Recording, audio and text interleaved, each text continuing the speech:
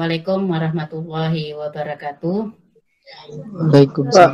Waalaikumsalam warahmatullahi wabarakatuh. Waalaikumsalam warahmatullahi wabarakatuh. Salam sejahtera untuk kita semua. Salam sehat dan tetap semangat dalam menghadapi pandemik seperti ini. Jadi langsung saja, yaitu mengenai sistem kredit PPN. Kenapa kita harus membahas sistem kredit PPN ini? Bahwa di dalam pengkreditan PPN ini tidak terlepas dari yang namanya faktur pajak masukan. Jadi kalau kita bisa melihat definisi dari pajak masukan atau faktur pajak masukan ini, secara sederhananya adalah di mana faktur pajak yang dibuat atau yang dilakukan oleh PKP atau pengusaha kena pajak yang telah membayar PPN-nya. Atas apa? Atas barang kena pajak dan jasa kena pajak, atau bisa disingkat dengan PKP ataupun JKP. Jadi di sini kita harus bisa memahami bagaimana pengkreditan pajak masukan yang merupakan salah satu upaya dari penyerahan pengusaha kena pajak untuk memasukkan kembali PPN yang telah dibayar melalui pajak keluaran yang telah dipungutnya. Nah, di sini harus kita pahami bagaimana sih sistem kredit PPN. Apa aja sih yang termasuk dalam sistem kredit PPN? Yang termasuk di dalam sistem kredit PPN-nya di sini adalah ada yang PPN keluaran, kemudian PPN masukan, PPN kurang bayar, PPN bayar.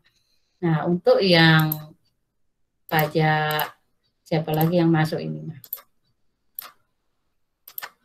Untuk yang PPN keluaran, di sini merupakan adalah PPN yang dipungut PKP penjual atas penyerahan kepada PKP pembeli. Jadi antara penjual dan PKP pembeli masing-masing PKP.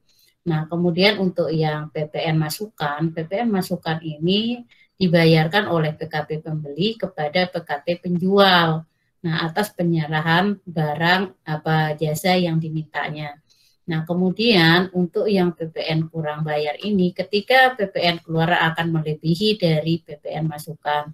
Nah, di sini kita bisa mengetahui selisihnya. Selisih dari PPN yang kurang bayar, di sini harus disetorkan kepada kas negara.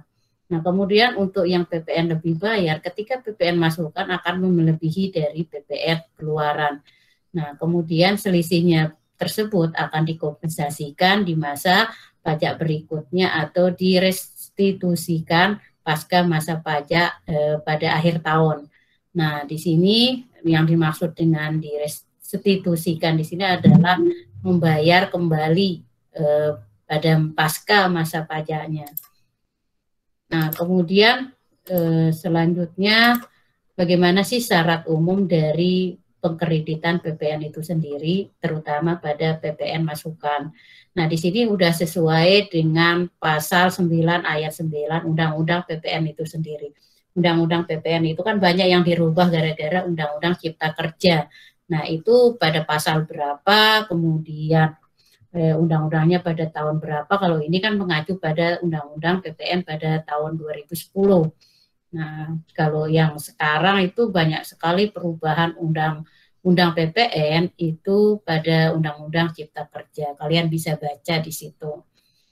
Nah, kemudian yang pertama adalah yang berhubungan atau berkaitan langsung dengan kegiatan usahanya, kemudian dibuktikan oleh faktur pajak yang abstrak secara material dan formal, kemudian antara barang kena pajak dan jasa kena pajak itu dimanfaatkan untuk penyerahan yang sifatnya terutang, yang bersifat terutang, kemudian atas PPN masukan tersebut, kemudian dikreditkan maksimal 3 bulan.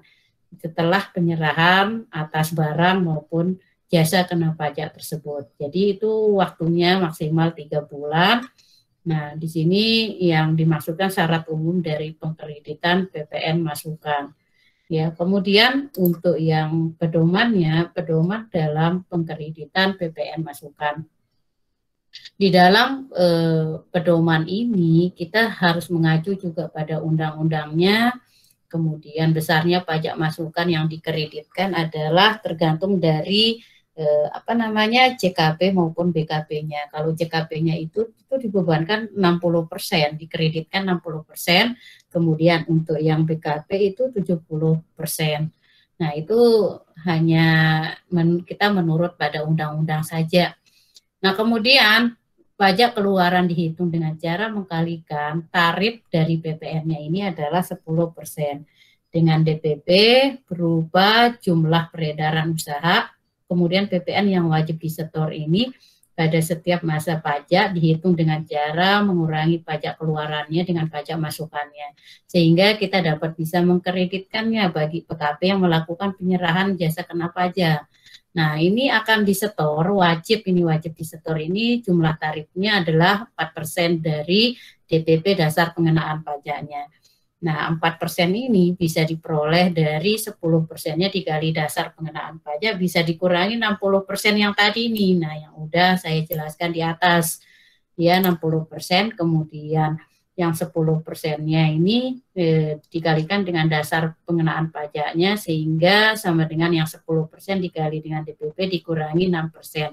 Jadi kalau 10% dikurangi dengan 6%, maka sisanya tinggal 4%. Dari situlah bagaimana kita bisa menghitung dan mencari PPN yang wajib disetor oleh PKP dalam melakukan penyerahan JKP, jasa kena pajaknya.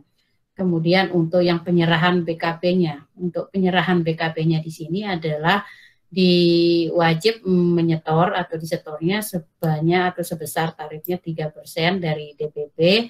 Nah, diperolehnya dari 10% kali DPP dikurangi karena ini 70%. Nah, kita ambil yang dari BKP-nya 70%, kemudian dikalikan dengan 10% kali DPP. Nah, sehingga hasilnya 10% ini yang tarifnya dari PPN dikalikan dengan dasar pengenaan pajaknya dikurangi dengan 7%. Nah, dasar pengenaan pajak kan bisa 10/110, 10/120. Nah, itu yang dinamakan dengan dasar pengenaan pajak. Nah, kemudian kalau kita kurangin 10% dikurangi 7%, maka hasilnya kan 3%. Makanya yang 3% sisanya ini wajib disetor ke kas negara. Kemudian untuk yang PKP melakukan kegiatan usaha tertentu, ini dibebankan wajib disetornya 1% dari DPP dasar pengenaan pajaknya diperoleh dari 10% yang tarifnya dikali dasar pengenaan pajak dikurangi 90% ini sudah ada di dalam undang-undangnya, jadi kita nggak perlu mencari.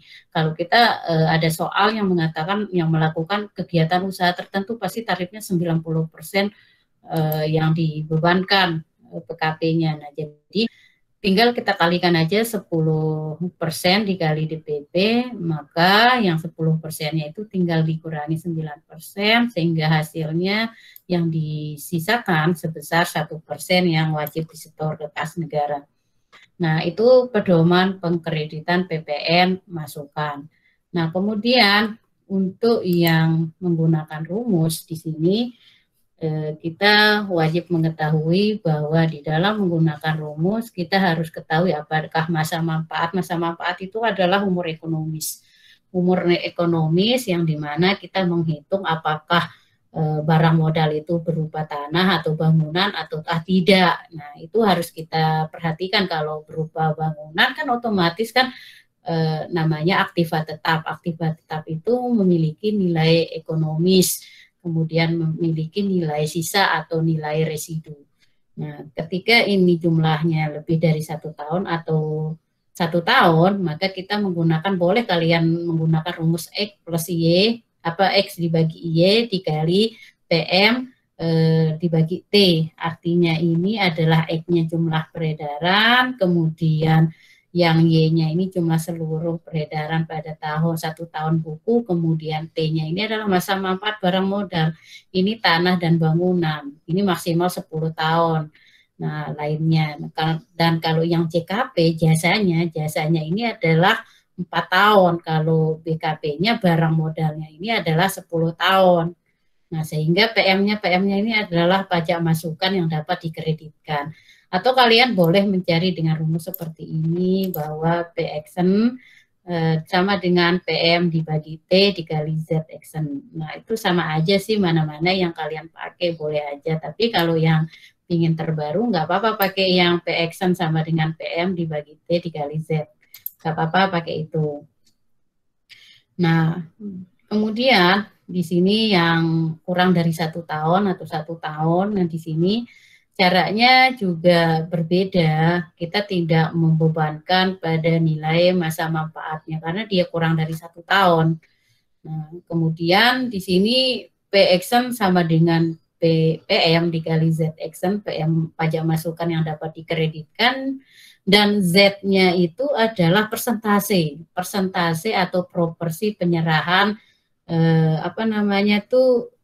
pajak terutangnya. Nah, ini harus dipahami, cari persentasenya seperti apa kita mencari persentase atau proporsi dari penyerahan terutangnya.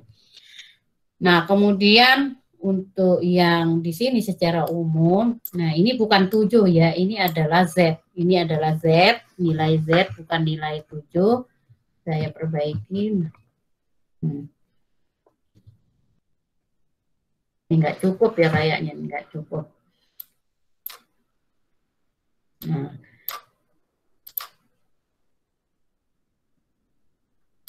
Nah, ini adalah nilai Z-nya untuk yang, kemudian yang selanjutnya adalah bagaimana sih PPN masukan yang tidak dapat dikreditkan. Nah, di sini kita harus mengetahui bahwa PPN masukan yang tidak dapat dikreditkan ini adalah PPN yang dibebaskan. Nah, apa saja yang termasuk dari PPN yang tidak dapat dikreditkan? Yaitu yang pertama adalah berasal dari perolehan BKP ataupun JKP sebelum dikukuhkan sebagai PKP. Misalkan yang saya contohkan di sini adalah pada perusahaan A melaporkan usahanya untuk dikukuhkan sebagai PKP.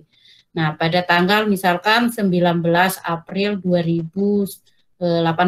Nah, pengukuhan sebagai PKP diberikan pada tanggal 20 April 2018. Nah, berlaku sejak tanggal 19 April 2018. Nah, jadi pajak masukan yang diperoleh itu sebenarnya sebelum tanggal 19 April 2018 itu tidak dapat dikreditkan. Itu yang dimaksud dengan berasal dari perolehan BKP ataupun JKP sebelum dikukuhkan sebagai PKP. Nah, kemudian yang kedua adalah tidak berkaitan ataupun tidak berhubungan langsung dengan kegiatan seperti kegiatan produksi, distribusi, dan manajemen. Beda dengan yang seperti tadi ya, yang PPN masukan yang dapat dikreditkan itu kan masih berkaitan tuh langsung dengan kegiatan produksi, distribusi, dan manajemennya. Nah, kalau ini yang PPN masukan yang tidak dapat dikreditkan ini adalah yang tidak berhubungan atau tidak berkaitan secara langsung. Kemudian dimanfaatkannya untuk penyerahan yang tidak terutang atau dibebaskan dari PPN. Memang dalam PPN masukan yang tidak dapat dikreditkan ini adalah termasuk dari penyerahan yang dibebaskan dari PPN. Nah, kemudian berasal dari perolehan dan pemeliharaan kendaraan sedan, pokoknya sejenis kendaraan. Kemudian faktur, pajak, catat ataupun hilang, kemudian PPN masukan ditagih dengan SKP atau surat ketetapan pajak tidak dilaporkan dalam SPT masa PPN. Jadi SPT masa kalian udah pelajari di perpajakan 1. Nah, kemudian di sini adalah kita harus memahami bagaimana sih contoh dari PPN kurang atau lebih bayar.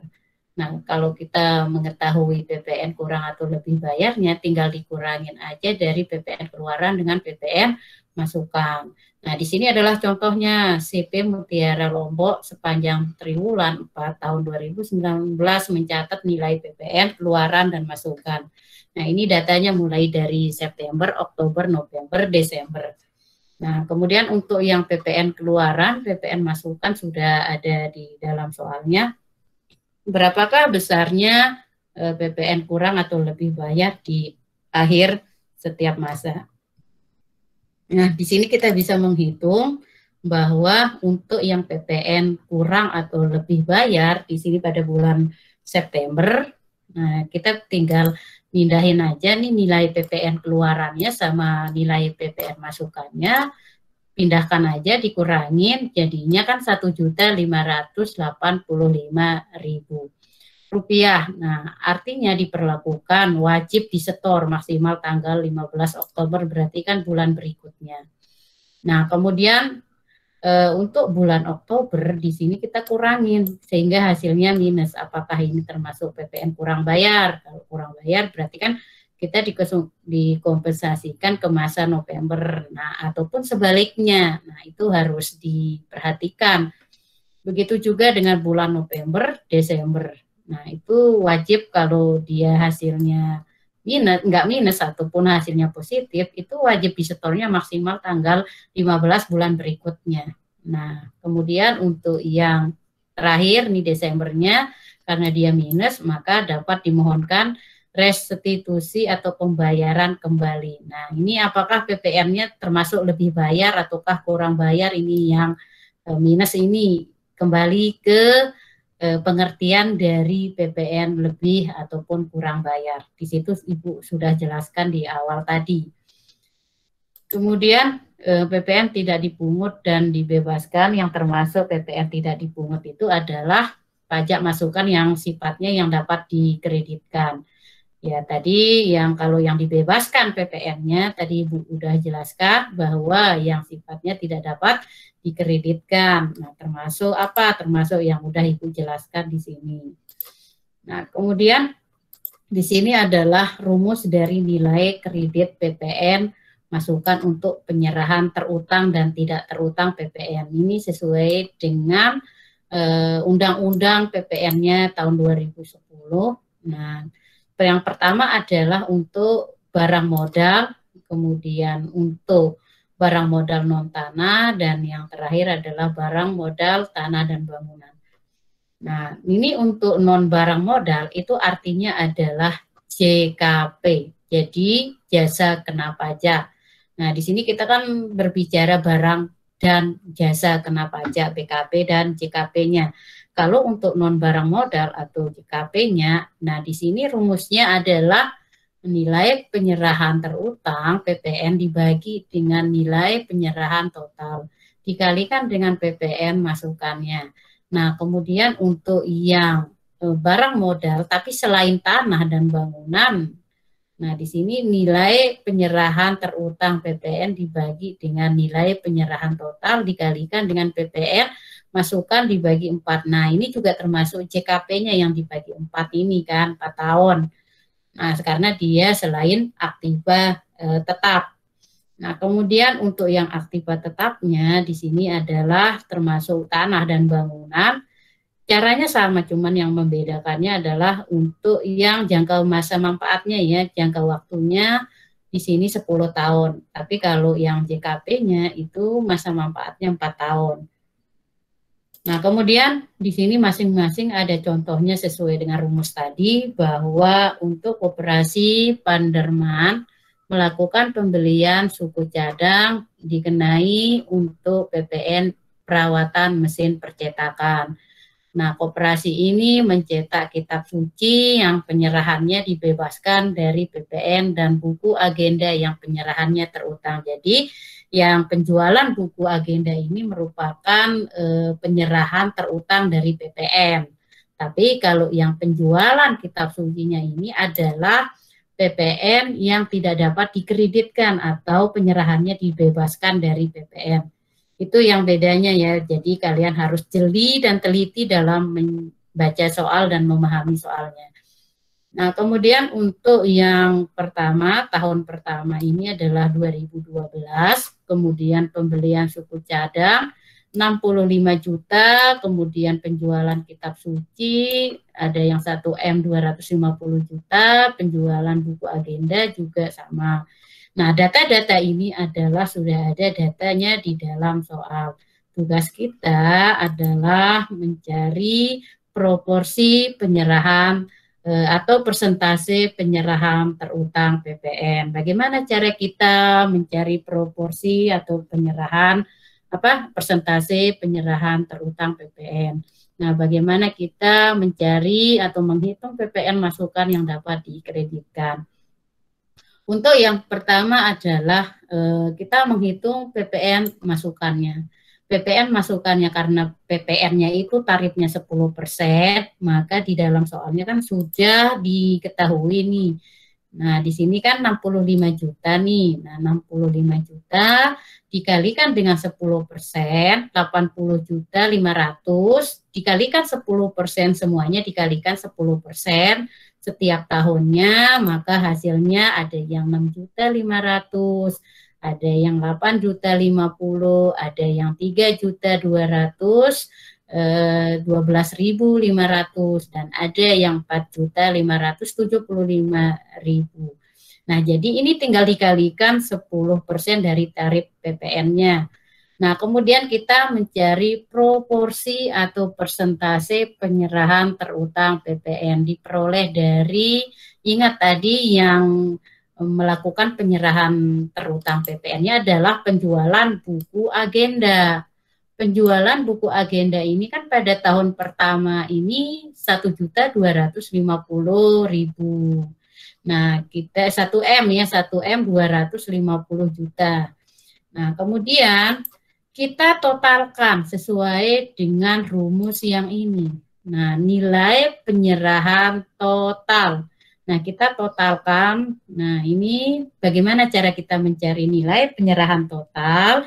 Yaitu dari yang yang penjualan kitab suci ditambah dengan penjualan buku agenda, di mana penjualan kitab suci ini adalah penyerahan yang tidak dapat dikreditkan atau PPN yang dibebaskan. Nah, dibebaskan dari PPN-nya itu 1M 250 juta ditambah dengan yang penyerahan terutang dari PPN-nya sebesar 1M 250 juta.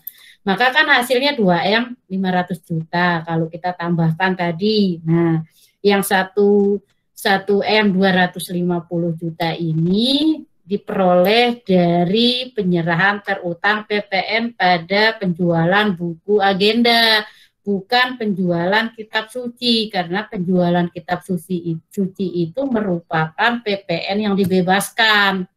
Nah, kita nggak bisa membaginya, maka yang dibagi adalah penyerahan terutang PPN-nya. Nah, dibagilah dengan nilai total nilai penyerahan terutangnya yang tadi Ibu jelaskan, bahwa yang 1M 250 juta untuk penjualan kitab suci ditambah dengan 1M 250 juta untuk penjualan buku agenda, maka hasilnya 2M 500 juta. Kalau kita bagi, udah hasil persentasenya diketahui, yaitu 0,5 ataupun 50%.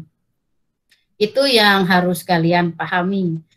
Nah, kemudian jadi PPN masukan dapat dikreditkan ini kita ketahui sebesar 3.250.000 diperoleh dari 6.500.000 dikali 50%.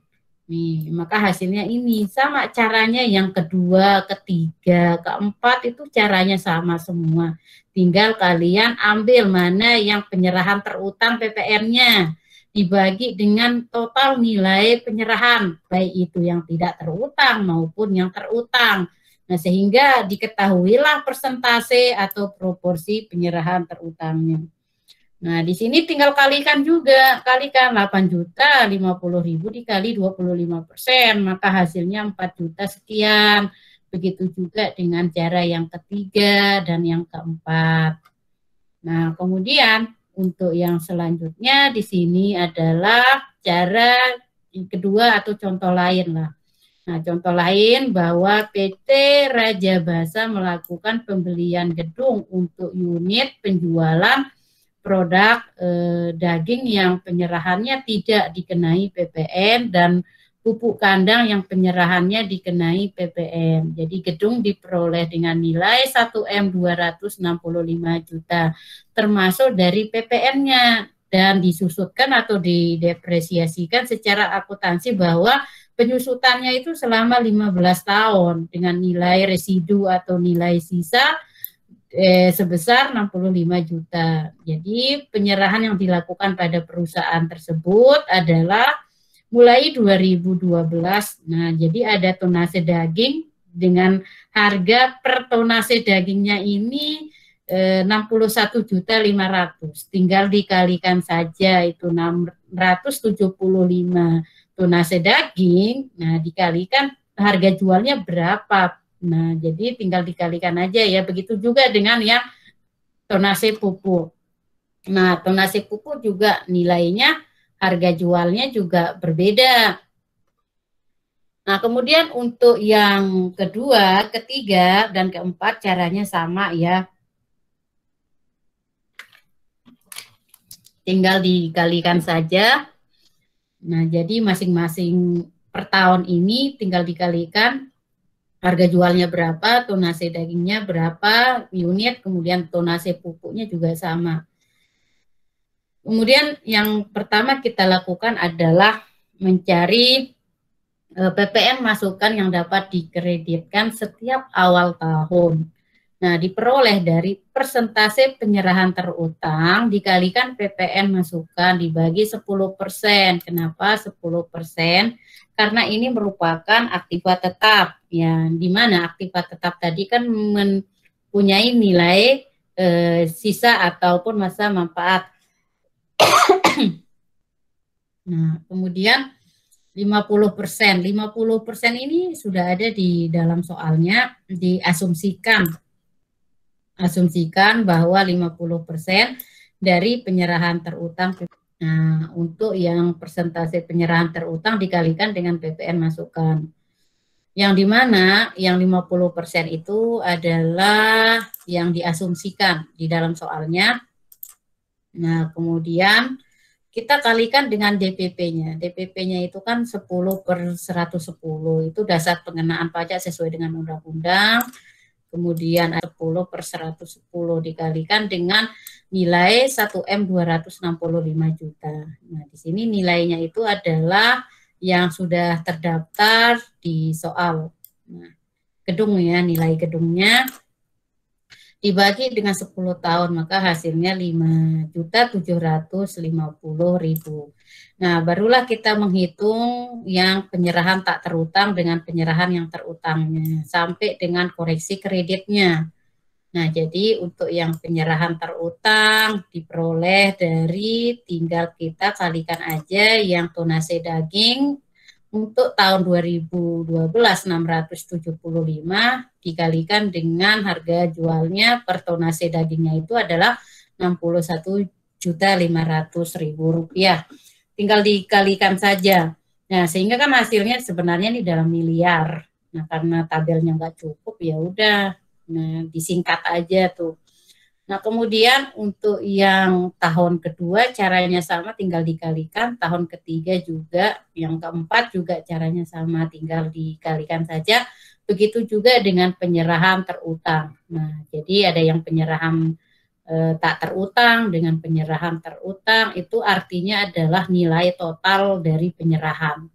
Nah, jadi ini yang kalian harus totalin, maksudnya atau total nilai penyerahannya. Nah, kemudian untuk yang penyerahan terutang tinggal dikalikan aja, berarti yang penyerahan terutangnya adalah tonase pupuk. Nah, dengan harga per tonase pupuknya itu adalah 31.500.000. Dikalikan saja. Kemudian barulah kita mencari ataupun menghitung persentase proporsi penyerahan terutang. Karena yang kita bebankan atau fokuskan di sini adalah yang tidak dapat dikreditkan, yang dapat dikreditkan saja, bukan yang tidak dapat dikreditkan. Kalau yang dapat dikreditkan berarti kan penyerahan terutang namanya. Kalau yang tidak dapat dikreditkan berarti kan penyerahan tak terutang. Jadi caranya sama dengan yang di awal, bahwa di sini adalah 44.8875 ya, ini dalam miliar ya. Nah, jadi dibagi dari total nilai penyerahannya. Kalau dibagi dari total nilai penyerahannya, berarti kan tinggal ditambahkan saja. Penyerahan tak terutang yang tonase daging 41 sekian ditambah dengan 44 sekian. Nah, totalin inilah yang dinamakan total nilai penyerahan. Nah, barulah dibagi dari yang penyerahan terutangnya sebesar 44 sekian. Nah, jadi ini yang harus kita bagi ya per tahunnya. Kemudian untuk yang selanjutnya, caranya sama juga dengan yang tahun 2013. Caranya sama ya, 2014 juga caranya sama, tinggal kalian totalin aja ini. Totalkan, kemudian dibagi dengan entah itu 48 sekian, terus 45 sekian, 58 sekian, itu tinggal dibagi saja sehingga menghasilkan persentasenya. Nah, kemudian untuk yang PPN masukan dapat dikreditkan ini diperoleh dari perkalian, sebenarnya perkalian dari ini 10 dibagi 110 dikali harga perolehan gedungnya atau nilai perolehan gedungnya 1M 265 juta dikali dengan 51,95%. Maka hasilnya ini. Hasilnya PPN masukan dapat dikreditkan. Nah, sehingga kita mencari atau menghitung koreksi kreditnya. Nah, koreksi kreditnya itu diperoleh dari yang PPN masukan dapat dikreditkan dikurangi dengan yang sudah kita hitung awal tadi bahwa 5.750.000. Berarti kan 5.974.250 dikurangi 5.750.000 sehingga menghasilkan 244.250. Nah, mungkin kalau sampai sini kalian ada yang masih bingung atau bagaimana? Ada yang paham? Atau bingung ya? Halo? Bingung Ibu kah? izin bertanya. Yuk. Halo. Iya, Ibu yang tadi persentase itu ngitungnya itu terutang ditambah penyerahan terutang dibagi penyerahan terutang, Bu. Yang persentase itu didapatkan dari penyerahan terutang dibagi total penyerahan nilai penyerahan. Jadi total nilai penyerahan itu ada dua. Penyerahan tak terutang ditambah dengan penyerahan terutang. Coba tambahin aja dulu ini 41 sekian ditambah dengan 44 sekian. Coba ditambahin aja dulu itu. Ya, nah kalau udah kalian bisa notakan, berarti kan dari yang penyerahan terutang 44 sekian itu dibagi total yang tadi. Hasilnya sama nggak? Sebentar, Bu.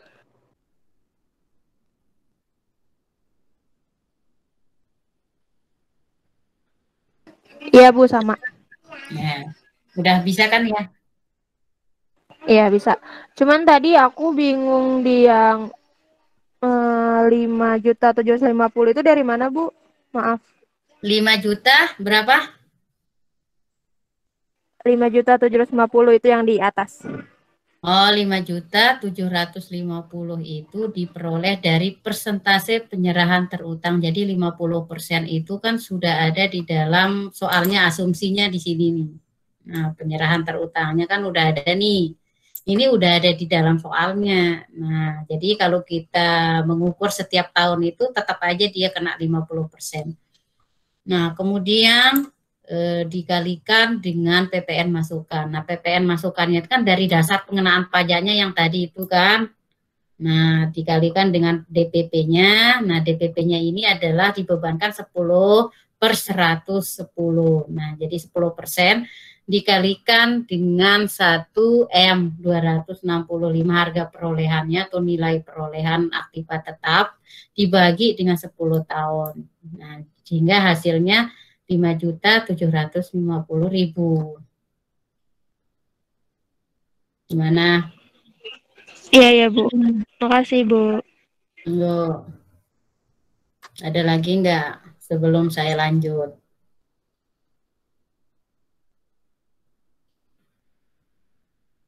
Kalau nggak ada, saya lanjut yang ketiga. Nah, di sini berbeda contohnya, kita dituntut untuk mencari nilai PPN yang 4 tahun. Berarti kan kalau yang 4 tahun itu kan JKP. Ini sudah terlihat ya, ini adalah JKP. Kenapa? Karena kalau kendaraan itu kan merupakan jasa. Nah, kendaraan ini kan merupakan jasa. Nah, apalagi di dalam contoh ini kan kendaraan ini ada yang PT kereta api, kemudian ini apa Damri. Nah, ini merupakan jasa. Berarti kan JKP, dia dikenakan 4 tahun. Nah, jadi untuk contohnya FA Sangga Buana melakukan pembelian truk untuk operasional dan sedan untuk pemasaran dengan nilai perolehan masing-masing. Nah, untuk truknya ini 540 juta, kemudian yang sedannya 360 juta. Termasuk PPN dan PPNBM-nya dengan tarif 10%. Nah, kemudian perusahaan melayani jasa reparasi kereta api bagi PT KAI yang tidak terutang PPN. Nah, berarti kan yang PT KAI-nya ini adalah yang tidak terutang PPN atau yang tidak dapat dikreditkan. Nah, kemudian jasa reparasi Pusdamri. Nah, ini ada data-data tersendiri yang ada di dalam soal bahwa selama 4 tahun untuk PT KAI pendapatannya sekian, penghapusan piutangnya sekian, kemudian pendapatan dari PT Damrinya juga sekian, dan penghapusan piutangnya sekian. Asumsinya di sini adalah 65%. Nah, sama kayak tadi ya, asumsinya tadi kan 50%, tapi kan kita terhadap aktiva tetap, kalau ini kita terhadap jasa. Nah, kemudian caranya juga sama, cuman yang membedakannya adalah masa manfaatnya tadi itu. Ya, masa manfaatnya ini 4 tahun, kemudian persentase penyerahan terutang di sini tinggal dikalikan dengan PPN masukan dibagi 4. Nah, jadi persentase penyerahan terutang yang diasumsikan tadi di dalam soal itu kan 65%. Dikalikan karena dia JKP ya 10 per 120 dikalikan dengan 540. Kenapa harus 540? Apakah itu truk? Ya, itu harus kalian pahami. Dibagi 4 tahun sehingga hasilnya 7.312.500. Nah, kemudian untuk yang penyerahan terutangnya kita tinggal ngambil dari dalam soalnya yaitu 910 ini PT Damri. Nah, tinggal pindahin aja nih di PT Damri untuk tahun pertama, kemudian kedua, ketiga, dan keempat. Nah, kemudian penyerahan tak terutangnya. Nah, kita harus ketahui yang penyerahan tak terutangnya itu adalah PT KAI. Nah, PT KAI yang sesuai dengan dicontoh ya. Nah, kemudian yang selanjutnya adalah persentase penyerahan terutangnya. Persentase penyerahan terutangnya di sini 68,18%. Caranya sama. Tinggal kita dari yang penyerahan terutang 910 juta. Nah, 910 juta. Nah, di sini kita totalkan nilai penyerahannya ini untuk yang terutang dan tak terutang. Sama contohnya seperti tadi ya. kalian tinggal totalkan terus dibagi, nah sehingga hasilnya 68,18. Kemudian untuk yang PPN masukan yang dapat dikreditkan ya tinggal kita kalikan saja. Nah, kalikan yang dimana dari mana kita bisa mengkalikan sehingga hasilnya ini. Nah, kalikan dengan yang ini 10 per 120 dikali 540 juta dikali 68,18 sehingga hasilnya 7.670.250. Nah, kemudian untuk koreksi kreditnya tinggal dikurangin saja dari yang PPN masukan dapat dikreditkan, dikurangi dengan yang sudah diketahui di atas 7.312.500 sehingga hasilnya 354.750. Begitu juga dengan tahun kedua, ketiga, dan keempat itu caranya sama. Kalian tinggal membagi, kemudian total masing-masing penyerahannya, kemudian barulah mendapatkan yang namanya persentase atau proporsi penyerahan terutangnya. Kemudian barulah kita kalikan dari DPP dikalikan dengan harga-harga perolehannya ya, harga belinya. Nah, harga atau nilai perolehan truk tadi ya 540 juta, maka dikalikan 64,15% sehingga hasilnya 7.216.875 rupiah. Nah, kemudian barulah kita kurangin karena nih hasilnya minus, berarti apa dia lebih bayar ataukah kurang bayar. Tuh. Nah, kemudian untuk yang ketiga juga caranya sama, yang keempat juga caranya sama. Thank you.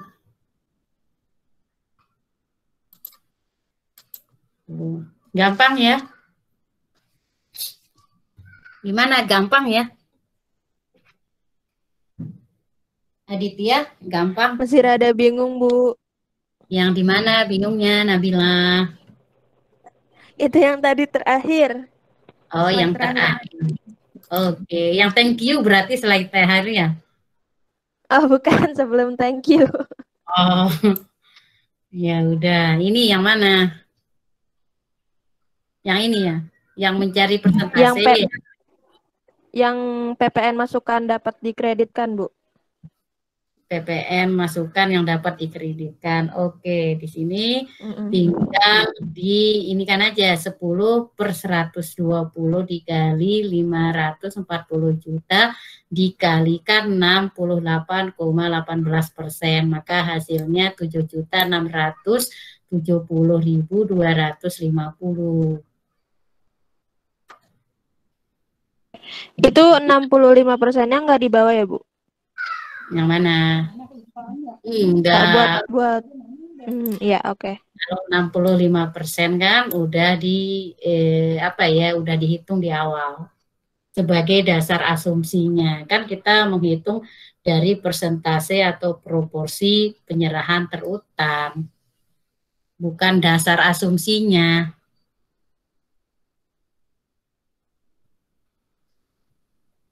Gimana, Nabila? Iya, Bu. Makasih. Sama-sama. Jadi sampai di sini dulu pembahasan kita mengenai sistem pengkreditan PPN. Nah, semoga apa yang kita lakukan hari ini bermanfaat untuk kita semua dan kalian tetap semangat. Ibu berharap kalian tetap sehat seterusnya. Jadi jangan mengeluh, jangan kasih kendor ya. Nah, sampai di sini. Wassalamualaikum warahmatullahi wabarakatuh. Semangat ya. Waalaikumsalam. Waalaikumsalam warahmatullahi wabarakatuh. Terima kasih. Ya, terima kasih ya. Terima kasih, Bu. Ya, silakan keluar, nggak apa-apa. Dadah, Bu. Yuk.